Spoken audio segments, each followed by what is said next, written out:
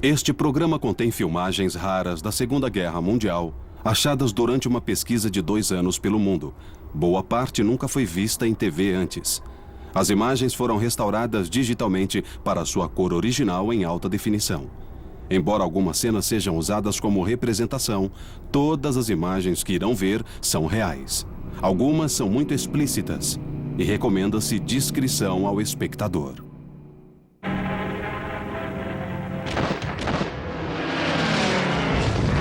No Pacífico, é travado um combate mortal contra os fanáticos kamikazes, quando pilotos japoneses se lançam em missões suicidas e possível devastação de nossos navios.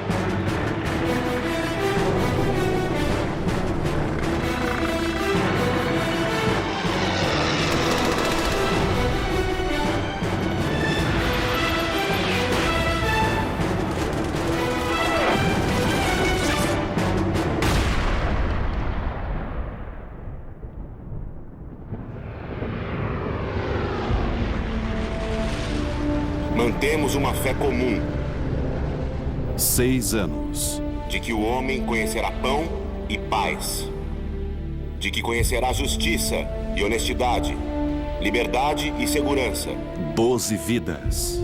e oportunidades e chances iguais de fazer o melhor, E uma guerra que mudou o mundo. não só na própria pátria, mas em todo o mundo.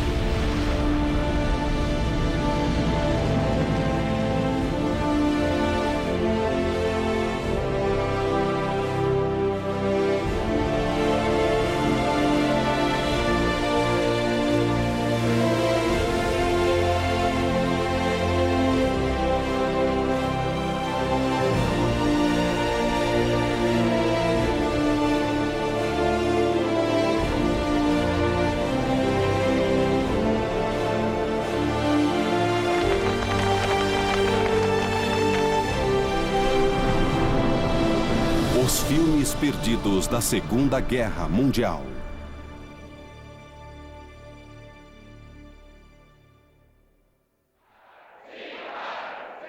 Alemanha, 1939.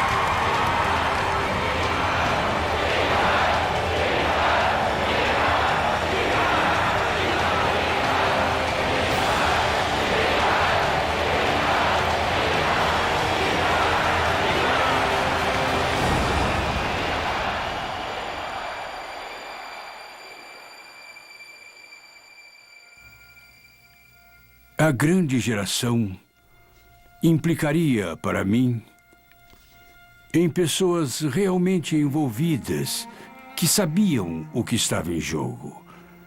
Acho que a maioria delas não tinha noção do que estava em jogo.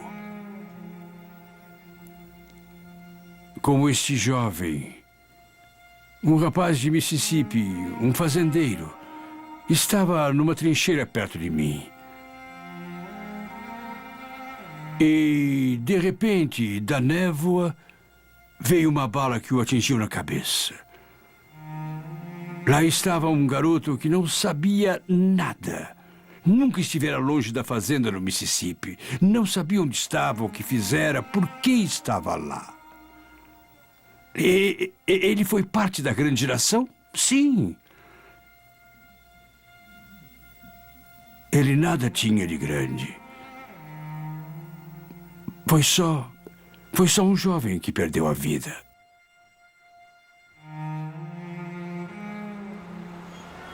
E agora, as notícias do mundo. Cheguei a Nova York em maio de 1939. Era um amante americano da palavra vá. A primeira coisa que fiz foi mudar meu nome de Hans Werner para Jack Werner. Nova York, primavera de 1939. Eu já me sentia mais americano. Maio de 1939. O imigrante de 19 anos Jack Werner começa uma viagem pelo interior até Hollywood, na Califórnia, onde espera ter sucesso na indústria do cinema. Seu país natal, a Áustria, adotou o extremismo nazista. Ele fugiu para a América para começar vida nova. E agora, as notícias do mundo. É uma viagem maravilhosa. Todos são muito amáveis e generosos aqui.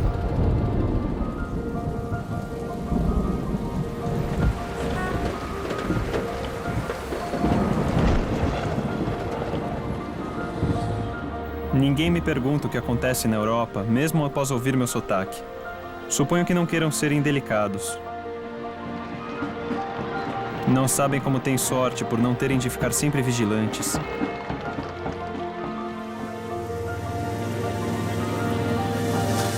Creio que se não acontece perto de você, você não sabe muito mesmo. Não posso culpá-los. A Europa parece muito distante. Áustria, um ano antes.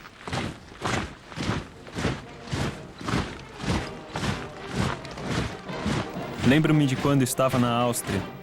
Foi logo depois de Hitler assumir. Todas as leis antissemitismo entraram em vigor na hora. Não éramos mais considerados cidadãos. Em uma semana, meu pai foi demitido do emprego. Nossa conta bancária foi congelada. Não tínhamos a quem recorrer. Então, uma manhã, acordei cedo. Perto de minha janela, um homem cantava versos do Horst Wessel-Lied, o hino do Partido Nazista. Era assim: quando o sangue judeu fluir de nossas facas, tudo estará bem. Já havia pessoas andando nas ruas, ninguém dizia nada. Foi quando decidi que, para mim, bastava, ia sair de lá. Naquela noite, eu parti. Sabia o que poderia acontecer a judeus como eu. Sabia o que já estava acontecendo. Fugi pelos Alpes e vim para a América, pois sabia que aquilo não iria parar.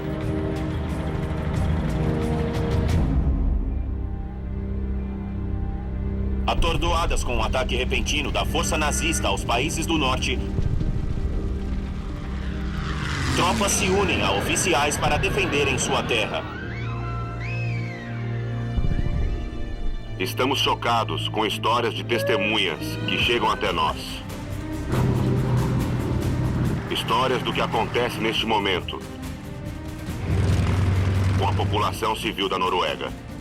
Meu amigo e colega, Sir William Churchill, O governo assinou o armistício mais humilhante da história da França. Enquanto isso, uma onda de violência transformava a cidade em um inferno furioso. Esperando a melhor hora, a cidade não suportou e lentamente foi consumida em chamas. Junho de 1940, a Grã-Bretanha é a última democracia na Europa a lutar contra Hitler. Batendo em retirada, as tropas inimigas foram colocadas contra a parede. Corremos contra os bombardeios de Hitler.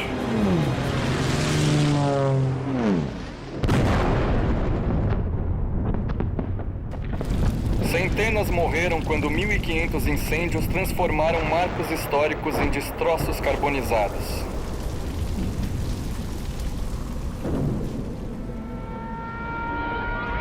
Lutaremos nos campos de pouso.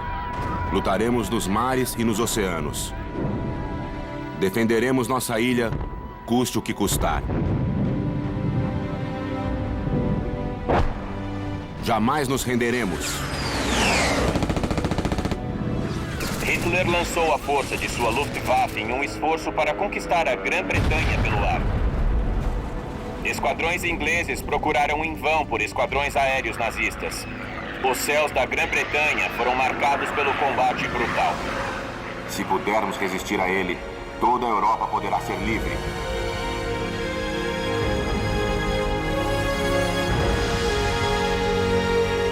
Se falharmos, todo o mundo, incluindo os Estados Unidos,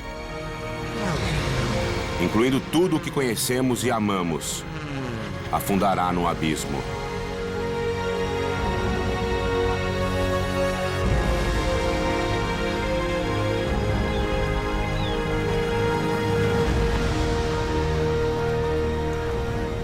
Com um terço da Europa sob controle nazista, os Estados Unidos continuam à margem.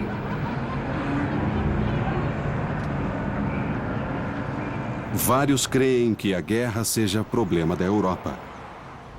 Lembrando-se dos horrores da Primeira Guerra Mundial, a maioria dos americanos não quer se envolver em outra guerra europeia. O presidente Franklin Roosevelt tenta convencê-los do contrário. Vários de nós, no passado, fecharam os olhos para eventos estrangeiros. Franklin Roosevelt, 26 de maio de 1941.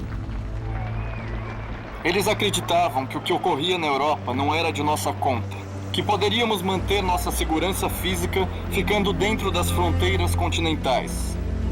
Obviamente, uma política de defesa baseada nisso é mero convite para ataques futuros. Para os que não admitiam a possibilidade de uma tempestade próxima, as últimas semanas abalaram várias ilusões.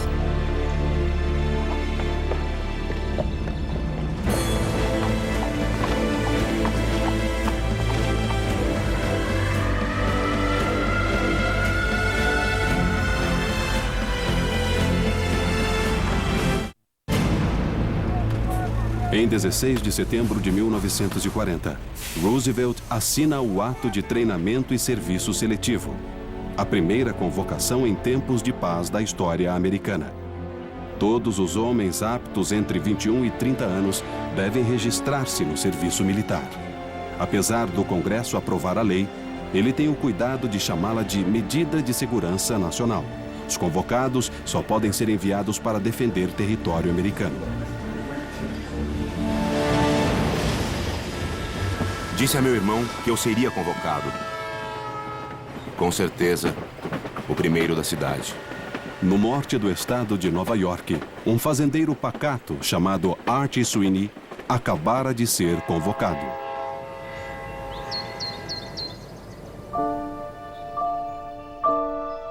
As coisas já estão difíceis em casa, principalmente depois que mamãe morreu. Ela nos fez prometer que ficaríamos juntos. Dissemos que ficaríamos. Sweeney está a caminho de Fort Bragg, na Carolina do Norte. Ele nunca saiu do estado de Nova York, nem andou de trem. Esperamos que tudo acabe logo e eu possa voltar para casa.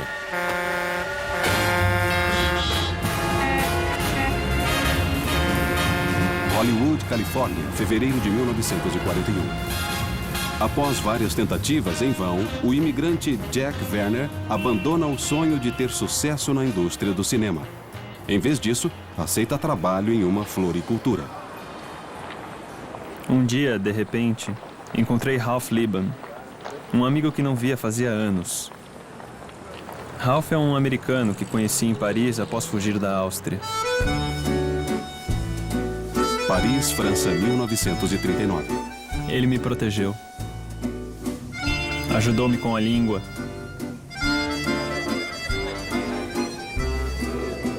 Isso foi há muito tempo. Ralph conta as últimas notícias da Europa. É difícil de imaginar.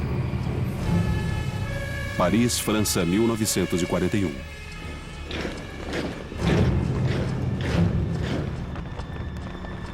Agora os nazistas sujos marcham por lá como se fossem os donos.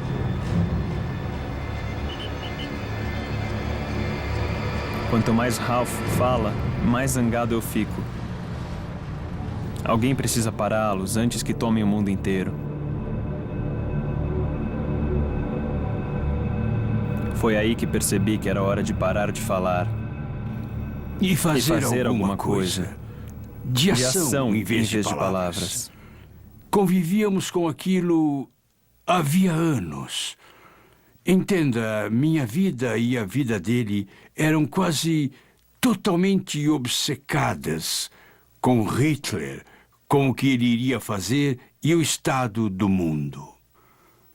Então decidimos que era hora de parar de falar e fazer alguma coisa. Aí tomamos a crítica decisão de ir até o Forte MacArthur em São Pedro e nos alistar no exército. O alistamento de Archie, Sweeney e Jack Werner apenas começou a aumentar o arsenal. 2 anos antes, os Estados Unidos tinham o 17º exército do mundo, menor até que o da pequena Romênia. Quase 2/3 dos recrutas americanos nunca usaram um rifle.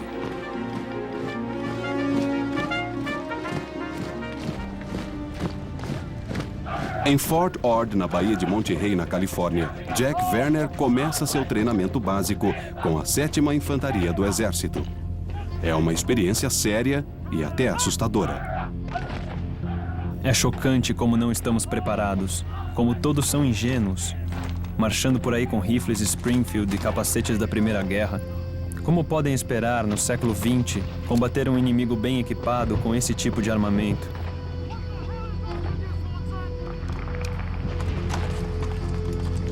Acham que podemos combater os tanques de Hitler a cavalo? Eles não têm ideia.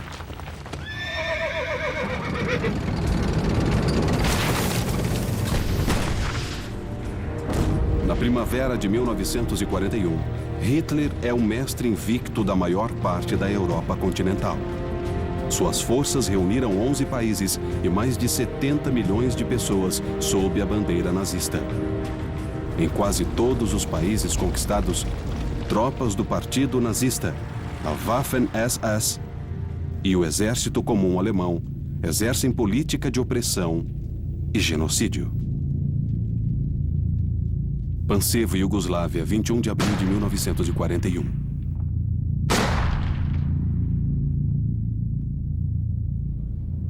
Em uma pequena cidade iugoslava, o cinegrafista alemão Gottfried Kessel filma quando soldados alemães escolhem 36 sérvios do povo e os levam a um cemitério próximo.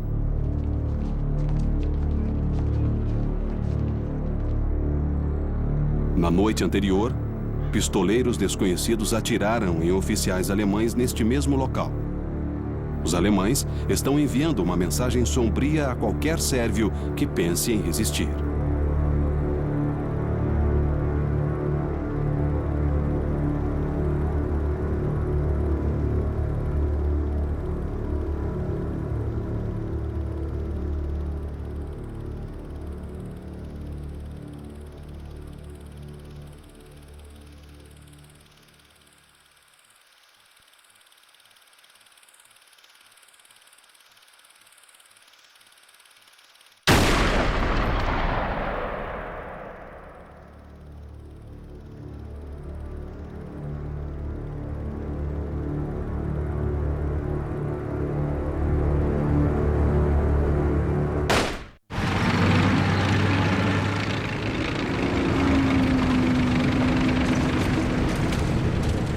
Verão de 1941. Hitler está pronto para levar suas forças mais para o leste. Junho de 1941. Em junho, seu exército invade a União Soviética. Em setembro, já capturaram mais de 1.400.000 soldados soviéticos. Outubro de 1941. Um mês mais tarde, agentes do governo americano interceptam um mapa nazista secreto. É o plano de Hitler para reorganizar a América do Sul após conquistá-la. Novembro de 1941. Em novembro, a Alemanha, o Japão e a Itália renovam sua aliança militar. Todos concordam em salvaguardar seus interesses comuns. As forças do eixo estão prontas para dominar o mundo. 7 de dezembro de 1941. A casa está cheia hoje para ver este grande jogo. A multidão está alvoroçada enquanto os jogadores entram em campo. Transmissão da Liga Nacional de Futebol Americano pela rádio WOR às 14h26. É dado o primeiro chute, o número 25 avança com a bola e é interceptado na linha das 17 jardas. Interrompemos a programação para trazer um importante boletim da imprensa unida. Em Washington, a Casa Branca anuncia o ataque japonês a Pearl Harbor. Bem-vindos, aguardamos mais notícias de Honolulu. Nova York, 15h30. Esperamos contato com eles a qualquer momento. Notícias do ataque japonês chegaram ao presidente Washington, às 2h25 da 15h40. manhã ou 7h25 hora havaiana. A capital está agitada. O presidente Roosevelt esteve em reunião constante com secretários de guerra e da Marinha. São Francisco, 12h45. A Casa Branca anuncia que um transportador de madeira do exército foi afundado entre São Francisco e o Havaí. Aeroporto Internacional de São Francisco. Notícia de última hora. Um porta-aviões japonês acaba de ser afundado. Fechado para tráfego aéreo às 14h30. São Francisco, com toda a costa oeste em estado de guerra. O prefeito Ângelo Rossi declarou São Francisco em estado de emergência hoje. O navio de guerra West Virginia foi declarado afundado. O navio de guerra Oklahoma foi incendiado.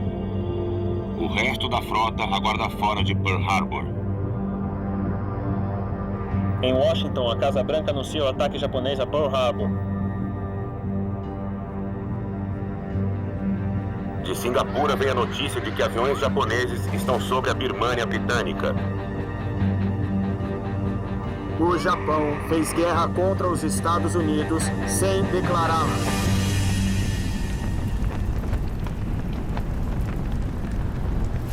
7 de dezembro de 1941. Uma data que viverá na infâmia.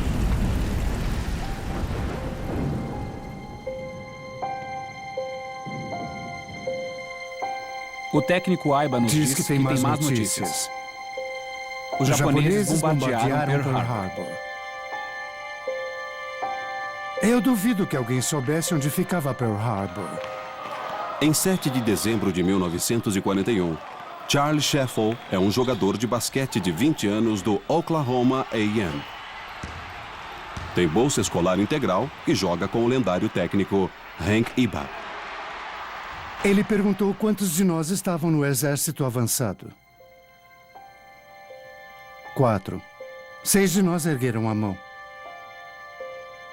Ele disse, bom, quero que saibam que estão na guerra. Ficamos com muita raiva. Só pensávamos que os malditos japoneses pagariam pelo ataque sorrateiro. 21 navios americanos são afundados ou danificados. 188 aviões são destruídos. 2.403 americanos militares e civis são mortos. Este filme restaurado da situação imediata após o ataque a Pearl Harbor nunca foi visto pelo público.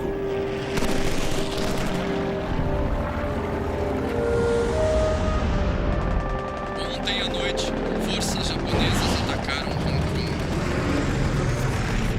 Ontem à noite, forças japonesas atacaram Guam. Ontem à noite, forças japonesas atacaram as Filipinas.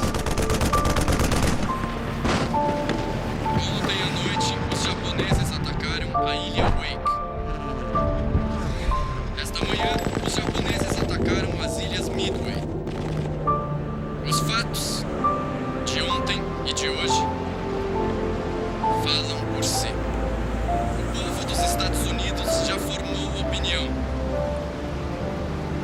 e entende bem as implicações da vida e a segurança da nação.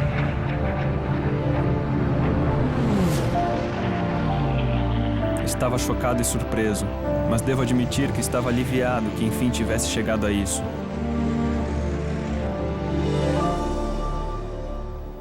No dia seguinte, fizemos as malas e fomos para o norte da Califórnia. E acampamos na costa esperando a invasão do temido exército japonês. É uma loucura. Só temos uma plataforma para metralhadora para defender toda a praia.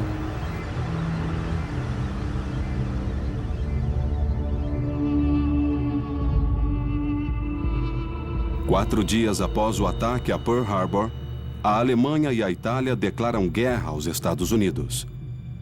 É a primeira e única vez que Hitler declara guerra a outra nação. As guerras na Europa e na Ásia fundem-se agora em uma guerra mundial. A maior guerra da história. Pedimos que todos permaneçam calmos e evitem confusão desnecessária. Em todos os Estados Unidos, o pânico se espalhou quando os americanos perceberam que tinham inimigos em ambas as costas. Acima do medo, surge uma onda de patriotismo e ultraje.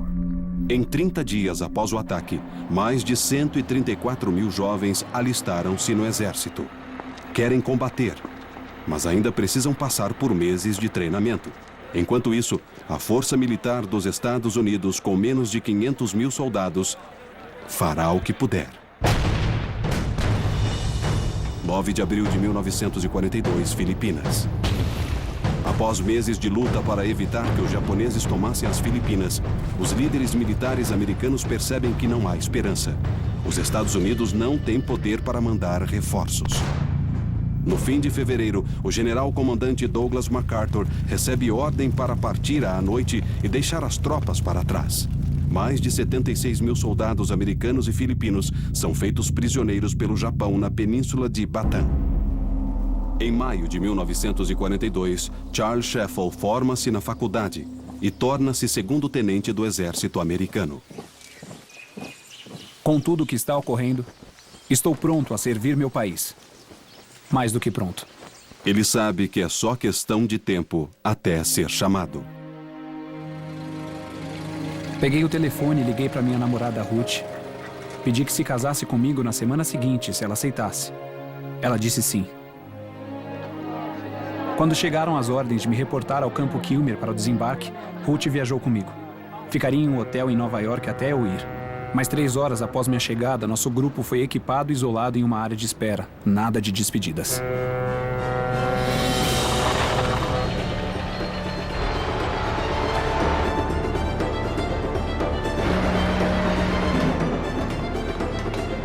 O porto de embarque de Nova York ajudou a manter a Inglaterra na guerra, enviando alimentos e munição.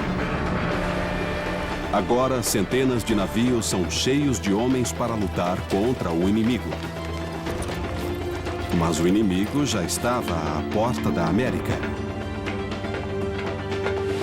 Por meses, os U-boats de Hitler aterrorizaram a costa do Atlântico. Só em 1942, U-boats afundaram mais de 1000 navios da Inglaterra e da União Soviética. Quando Charles Sheffel e as tropas partirem, deverão fazê-lo assim. Quando Charles Sheffel e as tropas partirem, deverão fazê-lo na calada da noite. Nada de fanfarras ou de multidões acenando. Os Estados Unidos esgueiram-se para a guerra. Nossos botes salva-vidas só comportam 2.500 homens. Se formos atingidos, o resto de nós saltará no Atlântico. Nova York. Do outro lado do mundo, o repórter de combate Richard Tregaskis juntou-se a um comboio militar muito maior, cortando o vasto Oceano Pacífico. À nossa volta há transportadores, cruzadores, destroyer. A Marinha só tem 4 porta-aviões. 3 deles estão postados à margem do oceano. A Marinha Americana, desfalcada, usa navios cruzeiros antigos convertidos em transportes para carregar mais de 10 mil fuzileiros Neste não momento testados. tão difícil, Seu temos que objetivo, ter fé. uma ilha selvagem remota na ponta sul das Ilhas Salomão. Chama-se Guadalcanal. Lá, os japoneses constroem um aeroporto. Quando terminado, ele permitirá que os bombardeiros ameacem rotas vitais que ligam a América à Austrália. Se eles conseguirem, nossa Inglaterra no Pacífico ficará isolada, pronta para a invasão japonesa. O destino de toda a guerra no Pacífico está em jogo.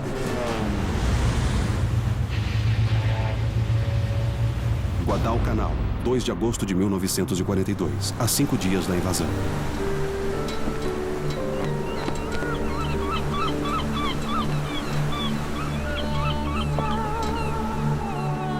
Neste momento tão difícil, temos que ter fé.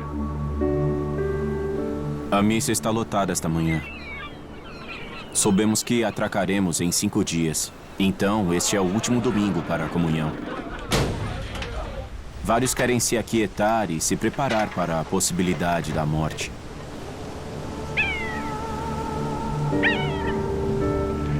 No convés, todos limpam e lubrificam os rifles, metralhadoras e morteiros com cuidado maternal. Alguns afiam baionetas, enquanto outros jogam cartas lentamente. Parece incrível que alguém possa relaxar assim quando está a caminho da realidade desagradável, do perigo e do derramamento de sangue. A inteligência estima que só 1 de cada 3 barcos chegará à praia em segurança e que 1 em cada 4 fuzileiros não sobreviverá ao ataque inicial. Mas eu vim aqui para ver ação e pretendo acompanhar o primeiro ataque. 7 de agosto de 1942, invasão de Guadalcanal, o dia D.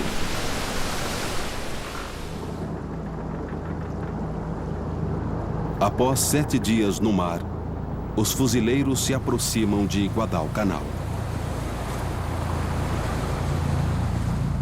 Um ar tropical fresco envolve o navio enquanto entramos no porto interno. Onde estão os japoneses? Suas armas de praia estão assustadoramente quietas. Todos estão silenciosos e nervosos enquanto nos aproximamos da praia. É como se fôssemos um convidado indesejado entrando pela porta, armados e à espera de um anfitrião. Não parecia haver muito a dizer, apesar de alguns soltarem o inevitável. Bem, é isso aí.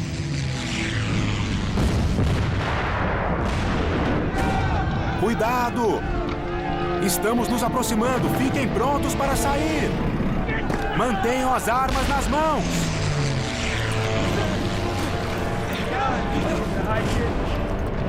Às 9 da manhã, a ordem é dada. Mover força de desembarque.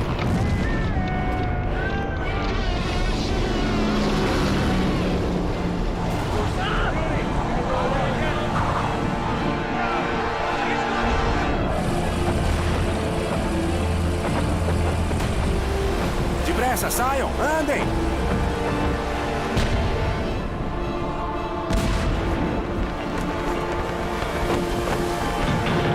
Mover força de desembarque. Apostos para contra-ataque. Cuidado! Estamos nos aproximando. Fiquem prontos para sair. Mantenham as armas nas mãos.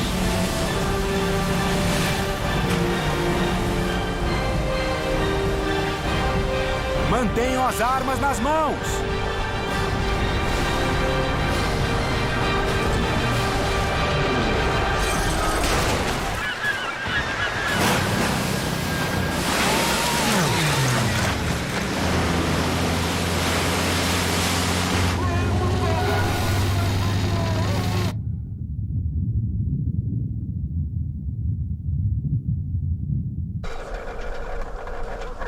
receber força de desembarque. Apostos para contra-ataque. Oceano Atlântico, 2 meses depois. Em 23 de outubro de 1942, o agora cabo Art Sweeney e o 39º Regimento de Infantaria estão em um navio saindo da base naval de Norfolk. Quando entrei no exército, nunca imaginei ir para o mar. É um comboio enorme. Navios de guerra nos escoltam em zigue-zague para impedir que os U-boats captem nosso rastro. Agora eu gostaria de ter aprendido a nadar. É a primeira tropa americana enviada para combater Hitler. Parte de uma força anfíbia gigantesca de 100 mil homens e 120 embarcações de todo tipo partem simultaneamente de portos nos Estados Unidos e na Inglaterra. Saindo de Liverpool, na Inglaterra, está o segundo-tenente e ex-jogador de basquete Charles Sheffield. Após sobreviver à jornada transatlântica, ele passou 3 meses treinando com os ingleses no Reino Unido. Todos tentavam adivinhar nosso destino. Soldados apostam em qualquer coisa.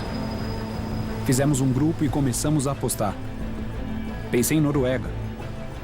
Mas após 3 dias de viagem, eu fui ver o brigadeiro. Eu disse, senhor, meus homens estão aqui neste buraco. Não vão ao convés há 3 dias. Preciso saber o que acontece. Ele respondeu, faremos a invasão do norte da África.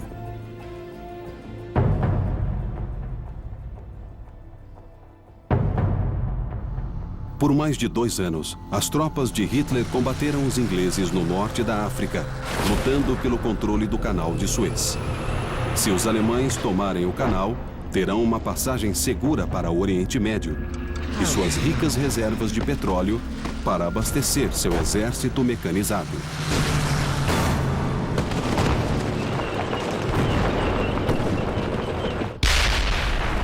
Os ingleses ensinaram aos jovens americanos de nossa unidade tudo o que sabiam para combater os alemães. Agora é hora de ver se aprenderam bem. 7 de agosto de 1942, Guadalcanal. 8 meses após Pearl Harbor, o repórter de combate Richard Tregasis está com os primeiros fuzileiros em Guadalcanal. Ainda não há sinal do inimigo. Os homens se movem com cuidado pela selva em direção a seu objetivo. O campo de pouso inacabado, a menos de 1,6 km da praia.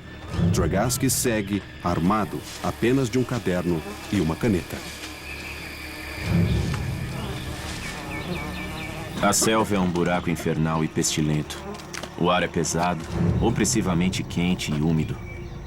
A floresta tropical, sufocada de cipós, tem um cheiro estranho e repugnante.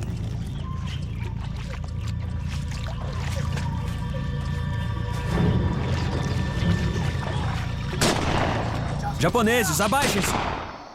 Logo fica claro que os fuzileiros não estão sós. Atiradores japoneses camuflados no mato denso atiram nos fuzileiros. Há atiradores em toda parte e em nenhum lugar. Um homem cai após levar um tiro na perna e ninguém vê quem atirou. Um soldado vem a mim e diz: eu gostaria que os japoneses saíssem para lutar, mas eles só fazem correr para a selva. Agora temos outro inferno inevitável. Apostos para contra-ataque. Adiante! Sigam Esta em ilha é frente! dos japoneses. Eles a conhecem bem. Entrarão em nossa área e cortarão nossas gargantas no meio da noite? Atacarão o grupo todo ou nos pegarão um a um? Cavamos trincheiras no chão ensopado. Todos estão tensos. As sentinelas atiram a qualquer ruído.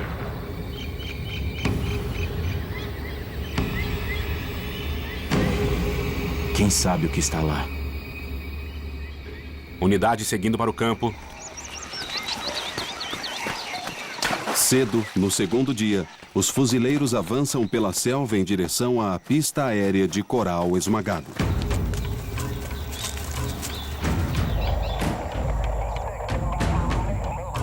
Apostos para contra-ataque. Adiante! Sigam em frente! Quando se aproximam do campo, são recebidos de novo pelo silêncio.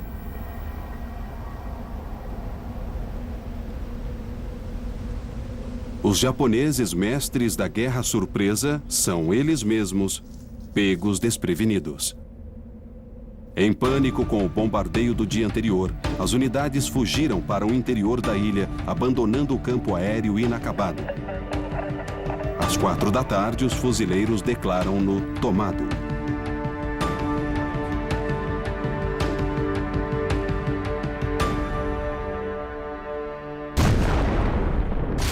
Mas o inimigo não está pronto para se render.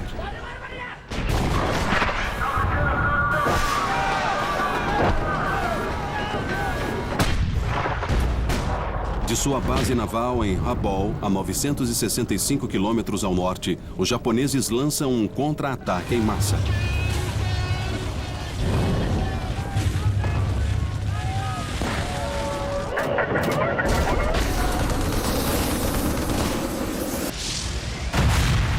Naquela noite, a marinha japonesa devasta a frota americana.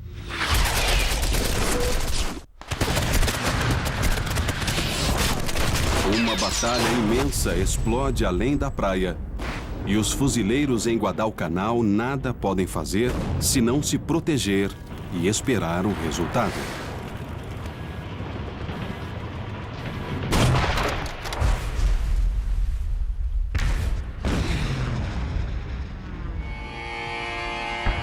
Ouvimos o estrondo das armas. Ocorre-me que o destino de todos nós depende dessa batalha marítima. Se nossa marinha perder, os japoneses estarão na praia antes de amanhecer. Pela manhã, os fuzileiros veem sair a fumaça e os destroços de 4 cruzadores pesados e os corpos queimados e encharcados de petróleo de marinheiros americanos flutuando nas águas de Guadalcanal. Quando procuram no horizonte pelos porta-aviões que protegeram seu desembarque, só veem o oceano vazio.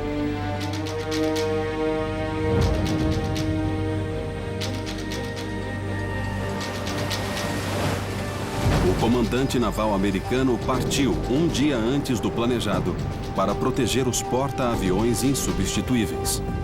Deixados sem proteção aérea, os transportadores da Bahia também recuaram, levando restos dos suprimentos e os quase 2.000 homens adicionais que iriam desembarcar. Os fuzileiros em terra estão sozinhos, isolados e abandonados. Sem comida, munição e remédios adequados. Sem proteção naval ou aérea, estão à mercê de ataques inimigos.